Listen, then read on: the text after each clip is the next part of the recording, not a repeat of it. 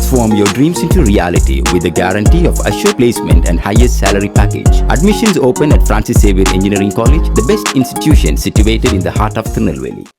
ஒடிசா மக்களவை மற்றும் சட்டமன்ற தேர்தலில் நவீன் பட்நாயக்கின் அரசியல் வாரிசாக கருதப்படும் வி.கே. பாண்டியன் ஆட்டோவில் வந்து வாக்களித்தார்.